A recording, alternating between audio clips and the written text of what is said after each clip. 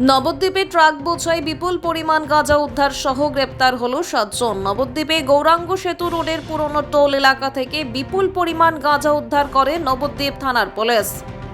জানা যায়, নবদ্বীপ থানার পুলিশ গোপন সূত্র মারফত খবর পায় যে একটি লরিতে করে বিপুল পরিমাণ গাঁজা পাচার হচ্ছে। এরপরেই নবদ্বীপ থানার পুলিশ সেই লরিটিকে তাড়া করে পাকড়াও করেন। পরে সেই লরিটিকে তল্লাশি চালালে লরি থেকে প্রায় 125 কেজি গাঁজা উদ্ধার হয়। জানা যায়, এই লরিটিকে রাস্তা দেখিয়ে নিয়ে যাওয়ার জন্য ছিল একটি স্করপিও গাড়ি। এর পাশাপাশি ওই লরি ও গাড়িটির থেকে চালক সহ মোট 7 জনকে গ্রেফতার করেন পুলিশ।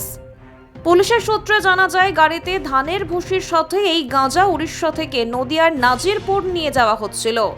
এই চক্রের সাথে বড় মাথা কারা কারা জড়িত আছে তার তদন্ত শুরু করেছেন নবদ্বীপ থানার পুলিশ।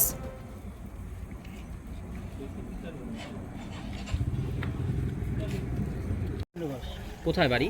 এই কল্যাণ ঘোষপাড়া। কি করেন আপনি পেশা? আমি লেবারে কাজ করি। আচ্ছা, আজকে এখানে কি করলেন? এখানে এসেছিলাম ঘুরতে, আমাদের এখানেই বাড়ি। হ্যাঁ, ঘুরতে আসলাম, দেখি এসে এই পদ্ধতি। তারপর বললেন যে আর কি লেবারে কাজ যারা করে তাদের ডাক দেন। ডাক দেওয়ার পরে বলে গাড়িটা খালাস করে দাও, আর গাড়িতে কী মাল আছে দেখো। আমরা পয়সা নিয়েছি, কাজ করি। কি পেলেন? এই গাড়িতে কি ছিল? এই গাড়িতে সামনে পেসের পজিশনে কিছু ছিল না, যা ছিল সামনে পজিশনে কি ছিল? তামাক। কি ছিল? তামাক যেটা বলে না। গাঁজা। কতটা ছিল? কয় বস্তা তাও? 4 বস্তা ফুল তামাক আর 2 বস্তা হাফ।